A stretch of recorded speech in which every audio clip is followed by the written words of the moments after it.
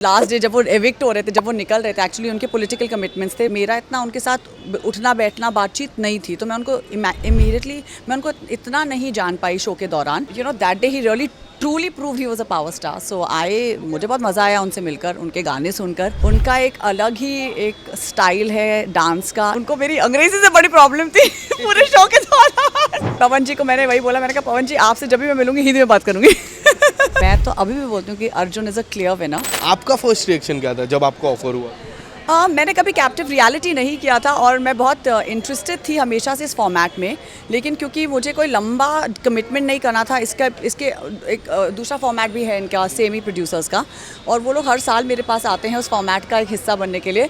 वो तो मुझे लगता है कि मैं आई don't know if I meant for anything like this, लेकिन क्योंकि ये एक नया फॉर्मेट आ रहा था एंड ये कुछ नया था, मैंने कहा कि चलिए 6 हफ्ते का कमिटमेंट है, so I should be able to do this. And इतना प्रेशर मैं हैंडल कर सकती हूँ कि आप 6 हफ्ते अपने लव्ड वंस, अपने फ़ोन्स के बिना रह सकते हैं। And I was testing my self and I was seeing मैं कितना कर सकती हूँ कि नहीं, क्योंकि मेरे पास बहुत फोबियाज़ हैं लाइफ में। So I am also very recluse sort of a person in terms of कि मैं नए लोगों से जब मिलती हूँ तो मैं इतनी ईजिली सबसे घुल मिल नहीं जाती हूँ। सो लाइक चलो ये करके देखते हैं कि अलग अलग टाइप के लोगों के साथ जब आपको रहना पड़ता है तो how is it. But I think I manage to do a decent job with 3 weeks. मैं 3 हफ्ते थी उस शो में and I think end of the 3rd week मैंने इतनी दोस्त बना ली थी नीचे बेसमेंट में दैट मेकर्स को लगा अरे अब तो ये दोस्तियाँ कर रही है, छोड़ो इसको निकालो। You know, but I had a great time. I think it was a very interesting experience. मेरे लाइफ का सबसे अनोखा अनुभव रहा है राइज एंड फॉल। अगर 4 हफ्ते की बात करें ना, तो जितना मैंने देखा है, पहले 3 हफ्ते जब आप शो के अंदर थे, यही टीम के जो दूसरा शो है उसकी टीआरपी डाउन हुई और इसकी हाई हुई, and there was so many reason, और सबसे बड़ा रीज़न था Pawan Singh, and clear cut winner थे। बट बहुत मैं भी डिसाइडेड हुआ वो जब बाहर निकले due to some reason, political reason.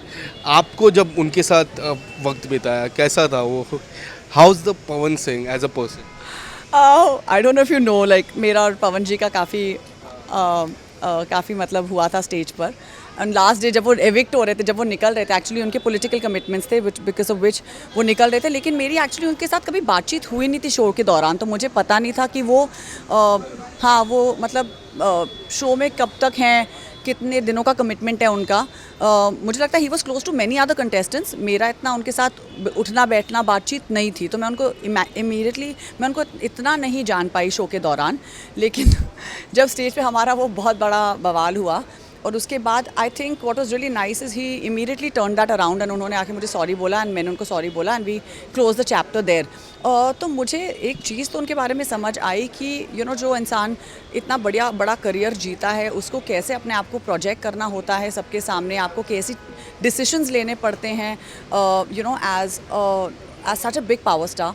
And that day he really truly prove he was a power star. So मुझे बहुत मज़ा आया उनसे मिलकर, उनके गाने सुनकर। उनका एक अलग ही एक स्टाइल है डांस का। He is really fun actually. और उनको मेरी अंग्रेज़ी से बड़ी प्रॉब्लम थी पूरे शो के दौरान, क्योंकि मुझे बहुत लोगों ने बोला कि आप अंग्रेज़ी में बात करती हैं। मैंने कहा यार जो मैं हूँ वही हूँ ना, मतलब मैं अंग्रेज़ी में बात करती हूँ क्योंकि मैं रोज़मर्रा की ज़िंदगी में वैसे ही बात करती हूँ। बट पवन जी को मैंने वही बोला, मैंने कहा पवन जी आपसे जब भी मैं मिलूँगी हिंदी में बात करूँगी। क्या लगता है कौन है टॉप टीम? मुझे लग रहा है धनश्री अर्जुन के बीच में टफ कंपटीशन है, एंड अर्जुन कई हद तक, मुझे जितना मैंने आज तक बिग बॉस हो जाए या फिर इतनी सारे reality, Arjun is a clear winner for me. What do you think? Well, Arjun is my only friend in the show and मैं हमेशा से बोलती हूँ कि अर्जुन मेरे लिए हमेशा से डे 1 से विनर रहा है। वो मैंने उसको शो में जाने से पहले भी बोला था कि अर्जुन तू ही जीत कर आएगा, बिकॉज एक तो अर्जुन टीवी में पिछले 22-23 साल से काम कर रहा है, तो उसको एक टीवी का फॉर्मेट पता है। उसने बहुत रियलिटी शोज़, उसने बहुत चीज़ें होस्ट की हैं। सो आई थिंक समवेयर उसको एक आइडिया है कि लोग कैसे बिहेव करते हैं, लोग जब इन सिचुएशंस में जाते हैं तो क्या होता है। And he is kept a very neutral balance in the show. Like लोग बहुत पर्सनल हो जाते हैं, लोग बहुत अजीब अजीब बातें करने लगते हैं, एक दूसरे से गुस्सा हो जाते हैं, झगड़े होते हैं बहुत इन शोज़ में, बट उसने झगड़े करके भी एक अच्छा रिलेशनशिप सबके साथ बना के रखा है, which I think is really admirable. मैंने उससे बहुत सीखा है शो के दौरान। इनफैक्ट वो मेरा एक अकेला दोस्त था पूरे शो में जिसने मुझे बहुत सपोर्ट किया। एंड जब आप कैप्टिव रियलिटी में होते हैं, आप इमेजिन करिए जब आपके पास फ़ोन नहीं है, आप किसी से बात नहीं कर सकते, अपनी मम्मी पापा से बात नहीं कर सकते, किसी लव्ड वन से बात नहीं कर सकते, And at that time, and you really sometimes feel lonely in an environment like this because वो environment आपको वाइल बना देता है, बहुत चीज़ें होती हैं जो आपको, बिकॉज आप अकेले हैं ना तो आप अजीब हो जाते हैं थोड़े. So I think for me Arjun हमेशा से मेरा सपोर्ट सिस्टम था, मैं उसकी सपोर्ट सिस्टम थी. तो मैं तो अभी भी बोलती हूँ कि Arjun is a clear winner. वो कुछ ही के बारे में कुछ पर्सनल नहीं हो रहा है, वो क्लियर कट गेम के बारे में बात करता है. ही इज़ नॉट मैनिपुलेटिव, वो जो है वो बोल देता है.